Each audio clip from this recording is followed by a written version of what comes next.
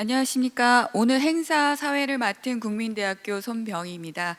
본 행사 시작에 앞서 잠시 오늘 준비된 행사에 대해서 간략하게 소개해 드리겠습니다.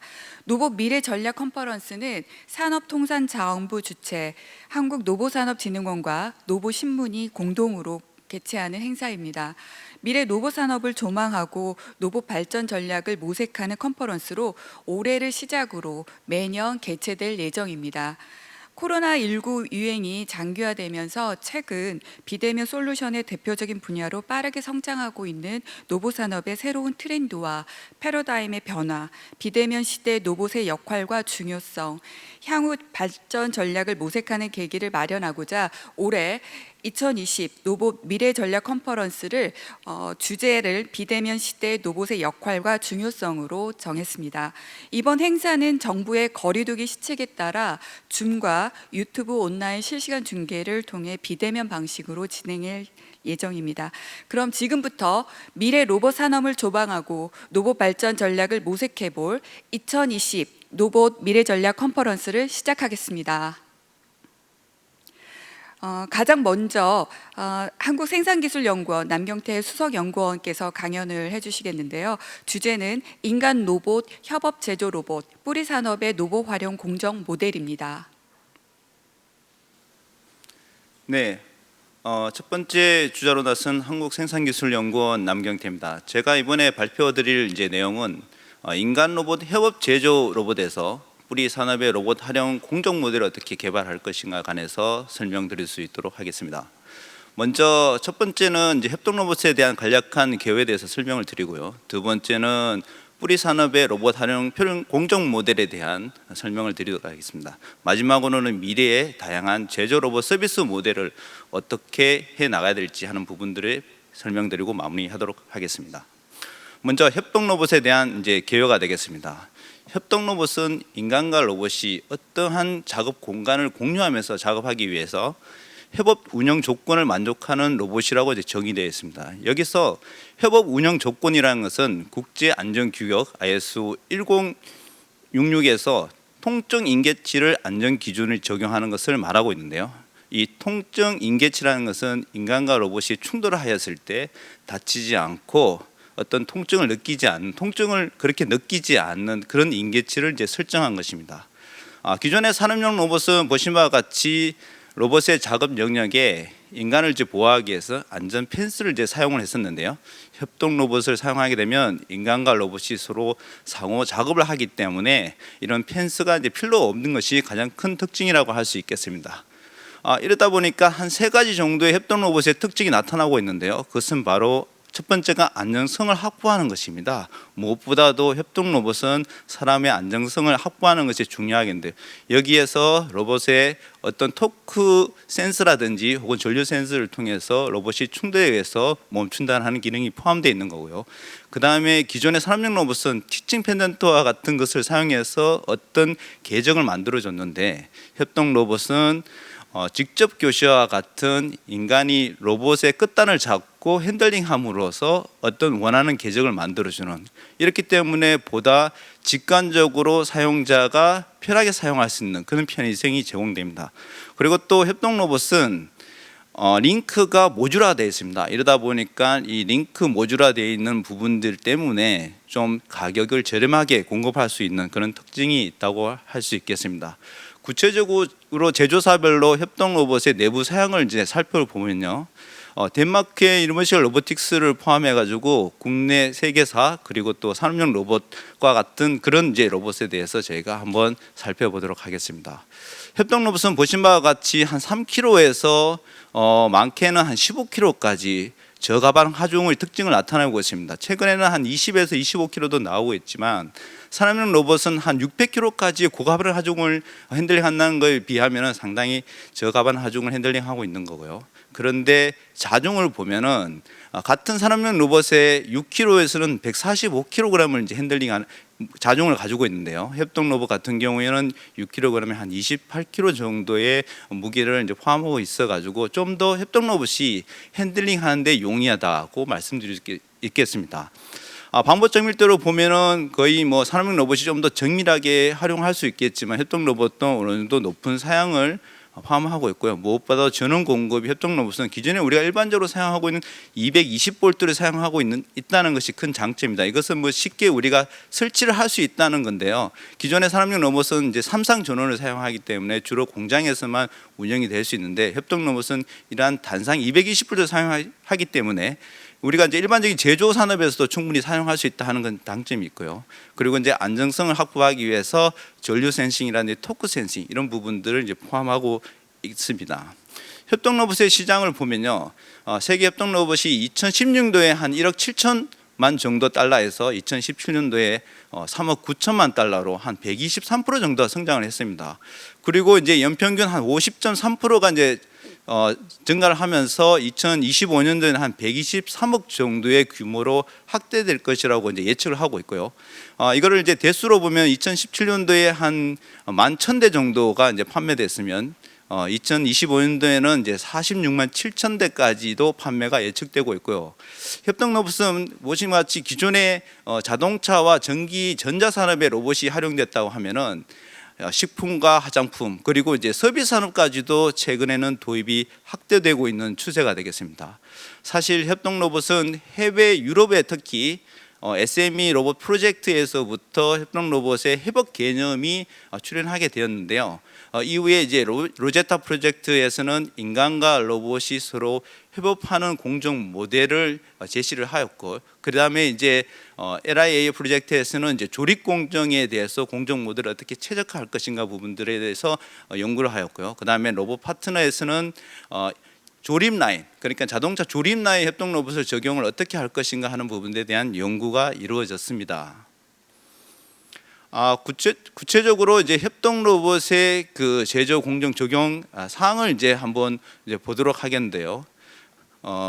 보시는 바와 같이 협동 로봇의 그 작업 공정은 인간과 로봇이 제일 상단에 이제 동영상을 이제 보시면은 인간과 로봇이 어떻게 하면 서로 공존해서 작업장을 공유하면서 작업하고 있는지를 이제 명확하게 이제 보여주고 있고요.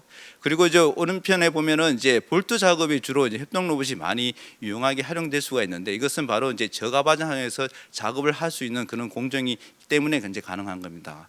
그리고 이제 좌측 하단에 보시면은 산업용 로봇과 협동 로봇이 서로 이렇게 작업을 이루어지고 있는 것을 볼 수가 있겠는데요.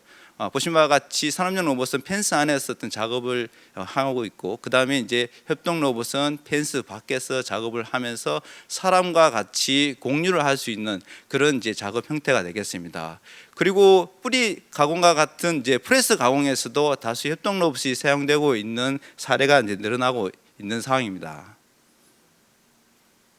그 밖에도 머신 탱딩 가공 공정이라든지 사출 공정, 그리고 도장 전처리 공정, 그리고 이제 신발 제조 공정과 뭐 샌딩, 그라인딩 공정, 그리고 이제 협동 로봇은 이제 조인트 안에 토크 센서가 내장되기 때문에 어떤 힘 제어 가공 공정에서도 유용하게 사용할 수 있습니다. 두 번째는 뿌리 산업에서 로봇 활용 표준 공정 모델에 대해서 이제 설명을 이제 드리겠는데요. 뿌리 산업은 크게 한 3가지 정도의 이유에서 로봇 자동화가 이제 필요한 상황입니다. 유해 가스라든지 혹은 악취, 그리고 이제 분진이라든지 그리고 고중량물, 고위험, 이러한 열악한 그 뿌리 산업의 제조 환경에 의해서 로봇 활용도가 이제 필요하고 있고요. 두 번째는 그 제조 기업의 생산성 향상이 되겠습니다. 불량률을 이제 최소화한다든지 아니면은 생산 시간을 이제 단축시킨다든지 제품의 품질을 향상시키기 위해서 기업들은 로봇을 활용하고 있고요. 그리고 마지막으로는 바로 안정적인 노동력 확보가 되겠습니다. 최근 이제 코로나 시대에 언택트 제조 환경이 반드시 이제 필요하게 되는데, 이러한 환경 속에서는 로봇이 반드시 필요하고, 특히나 이제 협동 로봇을 사용함으로 해서 어떤 공장에서의 그 로봇과 사람이 같이 이제 협업 작업함으로써 사람의 수를 이렇게 줄여서 공간들을 더 확보해서 거리를 둘 수 있는 그런 이제 작업 환경을 이룰 수 있는 거고요. 그리고 이제 고령화나 3D 기피, 그리고 최저임금 상승, 그리고 최근에 주 52시간 근무 같은 그런 사회적인 문제 때문에 로봇 활용도를 더 가속화시키고 있는 상황입니다. 그러면 뿌리 제조 기업의 상황을 이제 한번 보면요. 뿌리 제조 기업은 전체 제조 산업에서 한 6.3% 정도를 이제 차지하고 있는데요. 그 중에서 뿌리 종사자들은 12.5% 정도를 이제 차지하고 있습니다. 여기서 보시면은 그 표면 처리, 금형, 그리고 이제 용접, 소송 가공 이 네 가지 공정이 전체 뿌리 공정에서 한 91% 정도를 이제 차지하고 있는 것을 이제 확인할 수 있습니다. 이렇게 저희 이제 생산기술연구원에서는 뿌리 산업에서 로봇 활용을 어떻게 하면 이제 극대화할 수 있는지를 이제 고민하고 있는데요. 보신 바와 같이 기존의 로봇 자동화가 잘 이루어져 있지 않은 그런 이제 공정들을 중심으로 해서 저희가 공정을 이제 삼았는데요.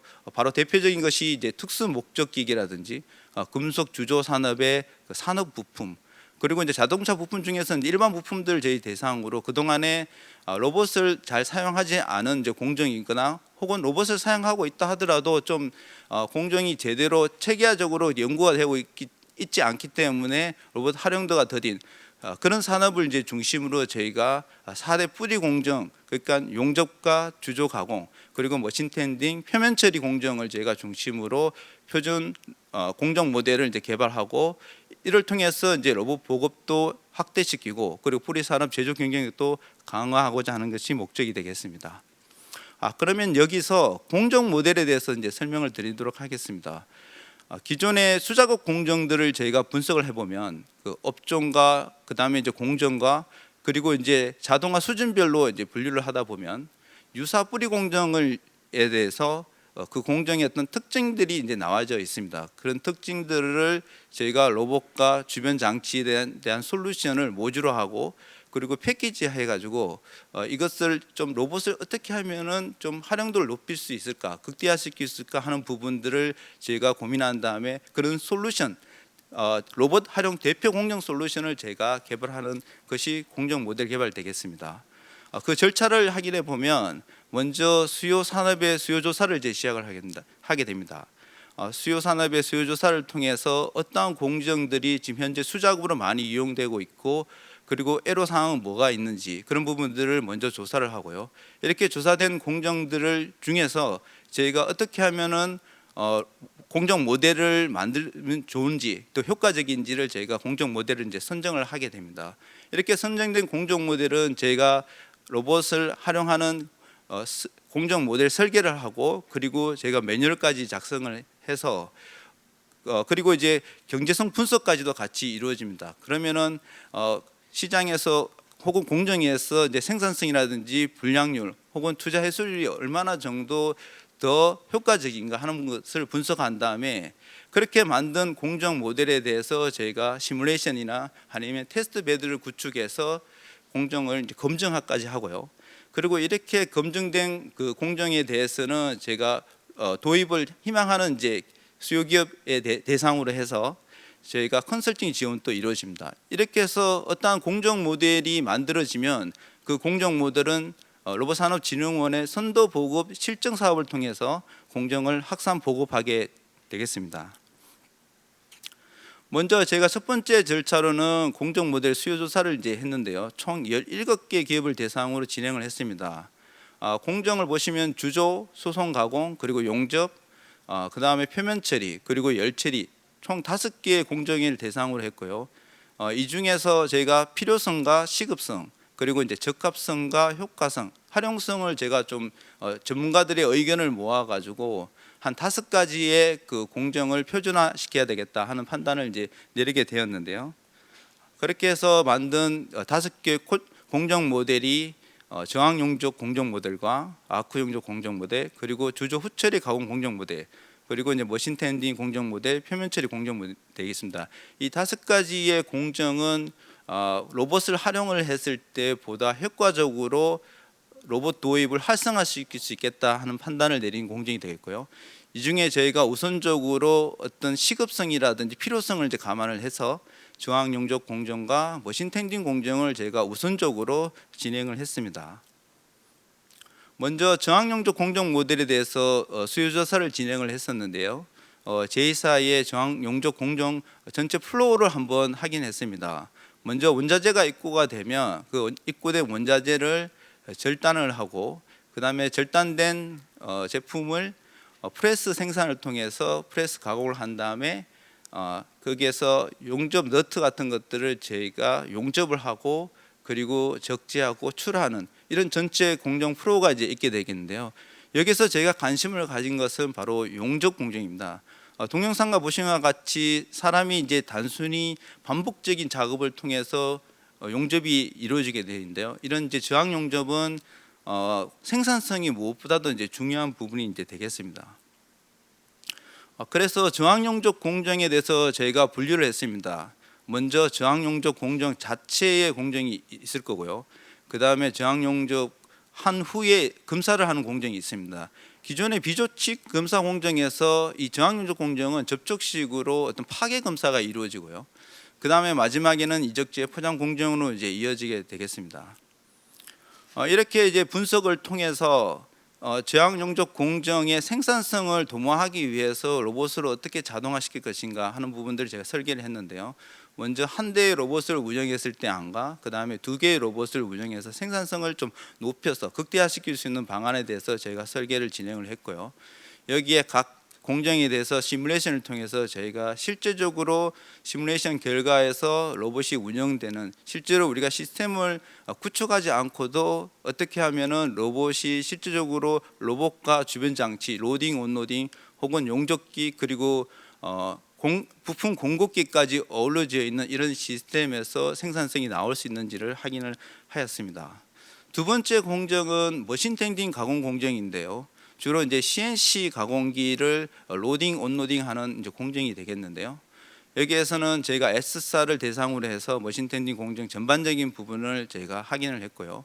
첫 번째는 피가공물을 투입을 하면 투입된 가공물을 공작기계에서 로딩하고 공작기계가 이제 가공을 하고 가공된 제품들을 이제 온로딩하고 그리고 이제 세정하고 마지막에 검사까지 이루어지는 전체 공정이 이제 되겠습니다.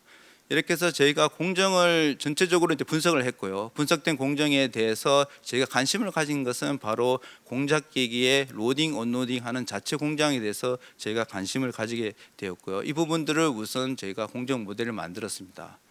보신 바와 같이 여러 대의 공작기기를 운영해서 가공을 하는 경우가 상당히 많습니다. 그럴 경우에 레일을 깔고 여러 대의 공작기기의 가공품을 로딩, 언로딩 할 수 있는 모델을 만들어야 되고요. 이렇게 레일을 깔지 않는다면은 보신 하단과 같이 두 대의 공작기기의 로봇이 서로 연결해서 로딩 온로딩 하는 공정을 만들 수 있게 되겠습니다.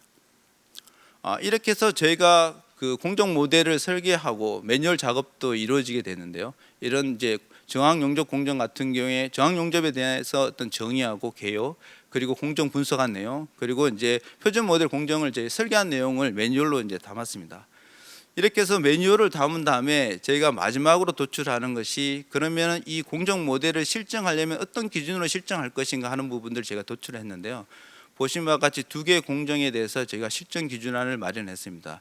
여기에는 적용 로봇에 대한 사양과 그리고 이 로봇을 가지고 공정을 만들 때 필요한 주변 설비 사양들 그 다음에 이제 로봇을 도입할 때 고려해야 될 사항들이 어떤 부분이 있는지에 대해서 저희가 확인했고요. 마지막으로 최종적으로는 이제 소요 예산까지도 저희가 대략적으로 공정 기준을 이제 삼았습니다.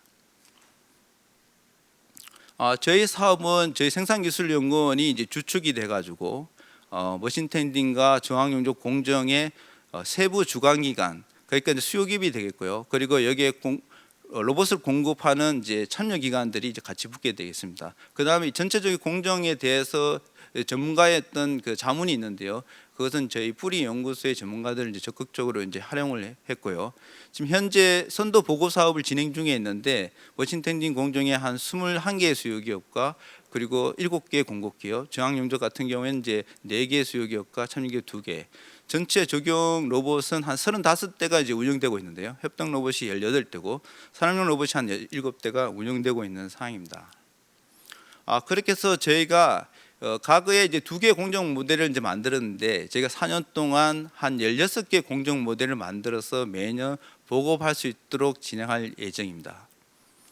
세 번째는 미래 다양한 제조 로봇 서비스에 대한 설명을 하고 마무리할까 합니다.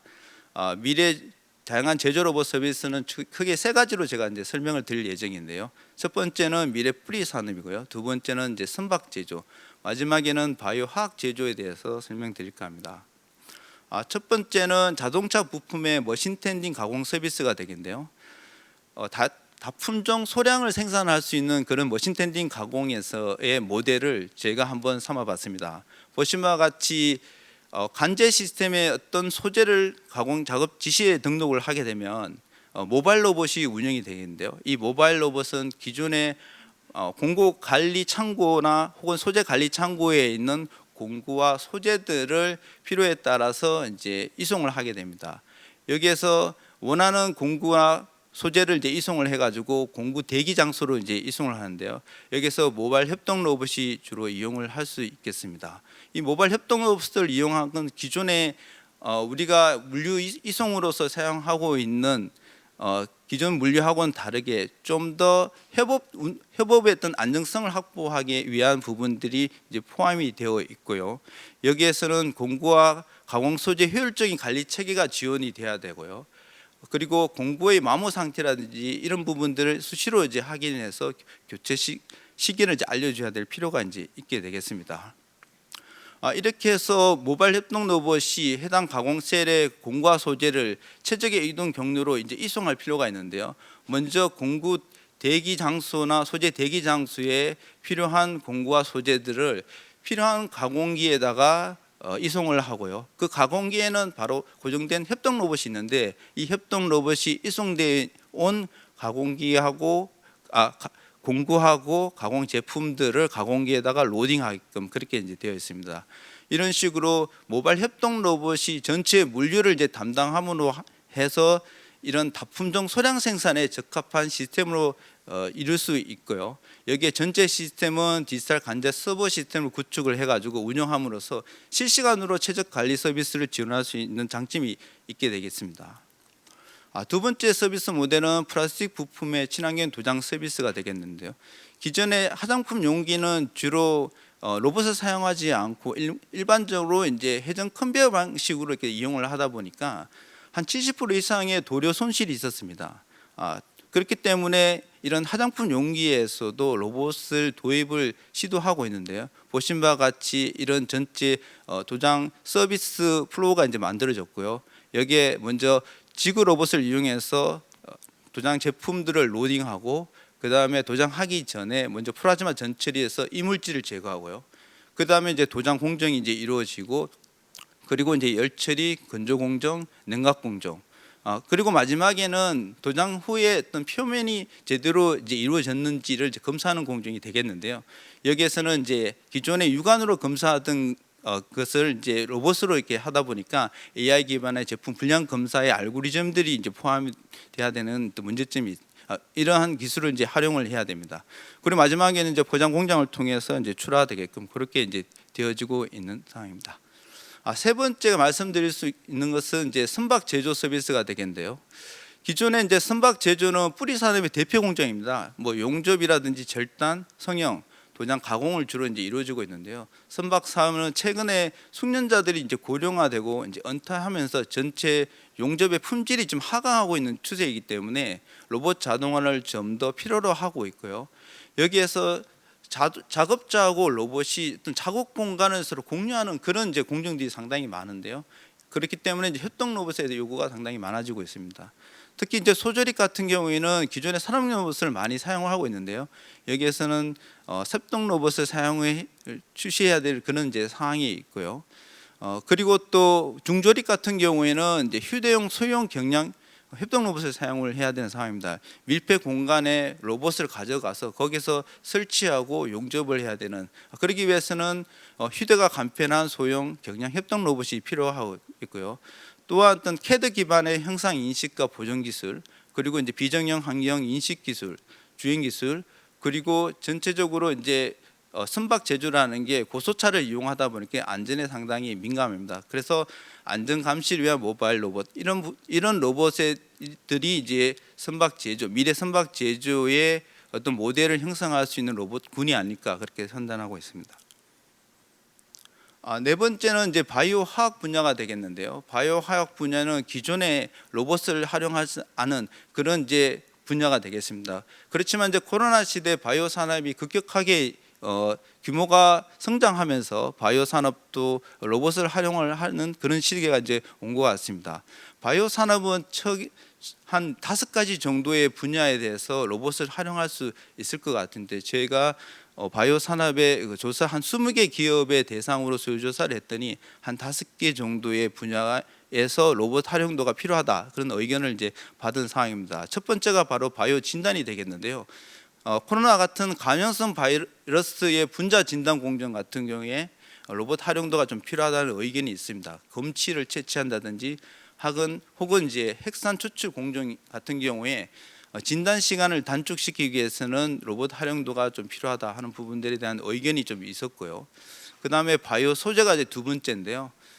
세포 배양 공정에 좀 품질, 안정적인 품질, 그러니까 이제 사람이 들어감으로 해서 어떤 품질에 대한 훼손이 이제 있을 수가 있는데, 이런 부분들을 로봇을 활용하게 되면은 안정적인 품질을 유지할 수가 있기 때문에 로봇 활용도가 적극적으로 필요하다, 그런 의견을 이제 주셨고요.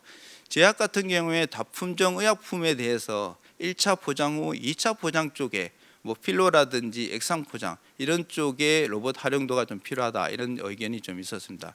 의료기기는 좀 다양한 어떤 의료기기들이 있기 때문에 의료기기의 이제 조립 공정과 혹은 최근에 이제 휴대용 체온계라든지 뭐 안압계 이런 쪽에 의료기기의 어떤 조립 공정 부분에서 로봇 활용도가 좀 필요하다는 의견이 있었고요. 그다음에 마지막으로는 이제 일반 화학과 화장품, 여기에서는 뭐 물류 공정이라든지 혹은 포장 공정 쪽에서 로봇 활용도가 좀 필요하다는 의견이 있었습니다. 그렇게 해서 이런 이제 저희가 수요 조사를 기반으로 해서 어떤 공정 모델을 만들면 효과적으로 로봇 보급이 확대될 것인가. 사실은 좀 바이오 화학 산업은 좀 제가 그동안에 로봇 활용도가 적극적으로 이루어졌지 않은 다른 공정이기 때문에 좀 전차적으로 제가 로봇 활용에 대해서 어떻게 하면 공정을 최적화시키고 그 모델을 만들 것인가에 대해서 심각하게 좀 진중하게 좀 고민을 해서 진행을 해야 될 필요성이 있을 것 같습니다. 마지막으로 이렇게 저희가 로봇을 활용하게 되면은 기존에 이제 숙련자들이 작업을 하던 것을 비숙련자도 로봇을 통해서 고품질의 제품을 만들 수 있는 그런 이제 기회가 이제 될 수 있을 것 같고요. 그리고 이제 고급 인력들이 이제 로봇을 활용함으로써 수요가 이제 좀 증가할 수 있을 것 같습니다. 그리고 이제 양질의 일자리도 좀 창출이 될 수 있을 거예요. 경제적으로 보면 제조 산업 전반적으로 가격 경쟁력과 생산 그리고 품질 향상이 이제 있을 것으로 이제 기대되고 있고요. 그리고 또 수요처의 확대도 우리가 좀 기대할 수 있겠는데요. 어떤 제품의 지속적인 매출 증대라든지 신산업 성장, 그리고 이제 환경적으로 보면은 기존의 제조 산업이 상당히 열악한 부분이 이제 많이 있는데요. 이런 부분들을 로봇으로 적극 활용함으로 해가지고 뭐 소음이라든지 진동, 그리고 화재 이런 부분들의 위험한 노출이 방지되는 것뿐만 아니라 유해가스 폐수 이런 유해 환경에서도 작업자리 상당히 노출이 많이 되어 있는데요. 이런 부분들에 대해서도 환경적인 개선 효과가 크다고 이제 할 수 있을 것 같습니다.